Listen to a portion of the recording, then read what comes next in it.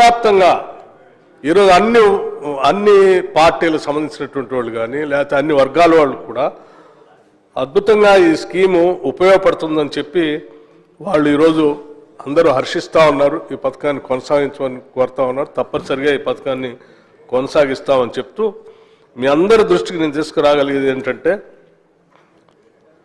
ఈ సబ్సిడీ ఏదైతే కడతా ఉన్నామో అది రాష్ట్ర ప్రజలు 200 యూనిట్లు వాళ్ళు వాడుకునేటువంటి వాళ్ళు కట్టుకునేదాన్ని రాష్ట్ర ప్రభుత్వం వాళ్ళ తరఫున ఈ విద్యుత్ శాఖలకు కడతా ఉంది అధ్యక్ష. అట్లాగే అగ్రికల్చర్ దీంతో పాటు అగ్రికల్చర్ పంప్ సెట్స్ కూడా కడతా ఉన్నాం.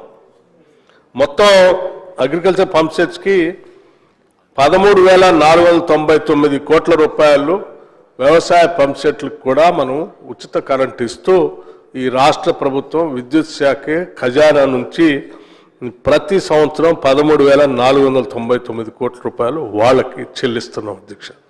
ఈ విధంగా రాష్ట్రంలో వ్యవసాయదారులకి ఉచితంగా కరెంట్ ఇస్తా ఉన్నాం.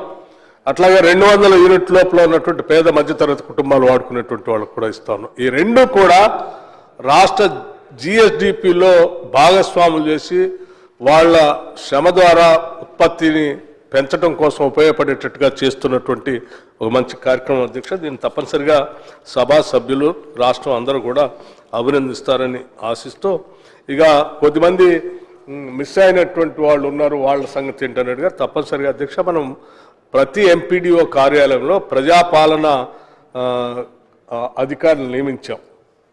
అట్లాగే మున్సిపల్ ఆఫీసెస్లో కూడా వాళ్ళ డివిజన్స్లో ప్రజాపాలన అధికారులు నియమించాం. ప్రజాపాలన అధికారుల దగ్గరికి వెళ్ళి వాళ్ళు ఎవరైనా ఇళ్ళు మారితే ఈ స్కీమ్లో ఉన్నటువంటి వాళ్ళు ఆ మారిన అడ్రస్ని అప్డేట్ చేసుకోవడానికి అవకాశం ఉంది, అక్కడ చేసుకోవచ్చు అధ్యక్ష. కొత్తగా ఎవరైనా అందులోకి అందుబాటులోకి వచ్చేవాళ్ళు ఉంటే కూడా అక్కడ అప్లికేషన్ ఇవ్వచ్చు అధ్యక్ష.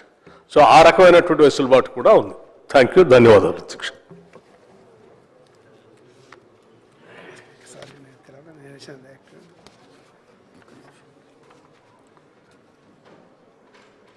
Question number 1241 will be taken up later.